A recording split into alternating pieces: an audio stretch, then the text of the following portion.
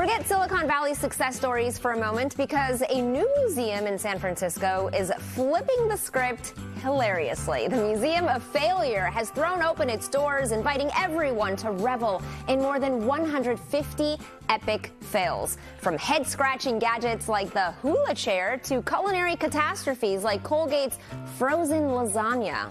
Interesting. California Live's JoBeth Tavera has failed to be anything but informative. So, JoBeth, what have you found there?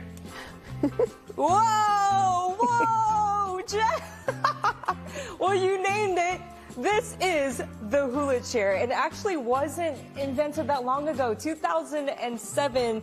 And if you can see, the idea was if you're sitting in long meetings and you get your blood flowing, then this was a way to work out. Because if you can sit, you can get fit, okay? But apparently, it was a failed invention. Not in my opinion, though. I could use that today to get my, abs tightened again. We're here with David. This looks like a really fun place, David. Failed inventions. What is this museum all about? Well, thanks, JoBeth. I mean, this is the Museum of Failure right here in Tourist Central, Fisherman's Wharf, San Francisco. We've got over 150 examples of failed products, failed marketing schemes, you name it.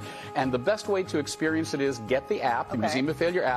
You go around to the exhibits, you scan the QR code, and you actually get to see some of the ads that marketed these failures. You got all these posters around here now. Over 150 failed inventions. That includes things with transportation, right? What do we see behind Correct. us? So we got some two-wheeled failures over here. Here you have the Pacific Coast. And the idea was to market to people who were too old for a motorcycle, but too young for their dad's Oldsmobile, that middle market. And it just never caught on. People thought it was definitely uncool. You mean it never took off? Yeah. And what's here behind it? Well, another two-wheeled failure, a plastic bike. Of course, if you're a biker, you always wonder if you can get something light enough to carry.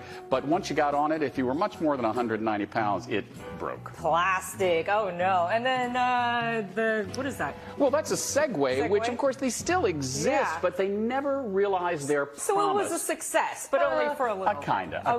Now, if you had the Hall of Fame of spectacularly bad ideas, what invention would win here? Well, I think it's what you see right here, the Euro Club, not as in Europe, but as in urination. And the idea was that if you were a guy out on the golf course and you didn't want to take time to get back to the clubhouse to relieve yourself, you unscrew the top and you relieve yourself into the tube. No. And there's even a little privacy cloth. What happened of course. to the good old tree? Well, and what about the poor women golfers? Yeah, don't forget about the women. Right, and right next to it, one of my personal favorites, marketed by Linda Evans during the Dynasty craze. It's not a Jason mask. You can see, you put this on, you push the button, and electronic pulses went to the woman's face to erase wrinkles. But it didn't erase wrinkles, but it did burn women's faces. It did burn third-degree burns, and it's creepy. So it's creepy. It's creepy.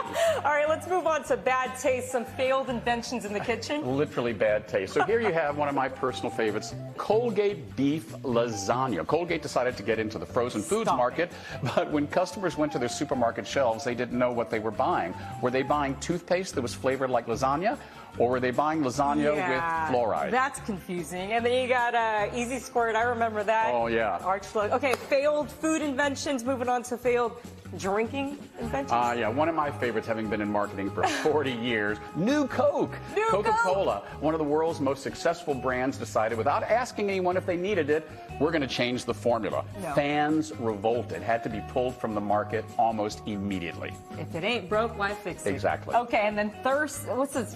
Thirsty water for dogs? Thirsty dog water. We have beef flavor and spicy fish flavor. So people were confused what it was meant. Was this meant for people who were walking their dogs? No, this was actually water for your dog, kind of plastic encased bouillon. Clearly a lot to see here. David, what would you think, or what would you say is the most successful part of the Museum of Failure so far? Well, I think the most successful part of the Museum of Failure are the people who come here and say, you know what, I'm a techie or I'm an inventor, and I had thousands of failures before my one big success. So we're actually asking people, especially here in the innovation capital, bring us your failures. We're always building this exhibit. Always adding. Real quick, Titanic. Yeah, well, epic failure? Yeah, you couldn't have a Museum of Failure without perhaps the 20th century's greatest failure, the RMS Titanic.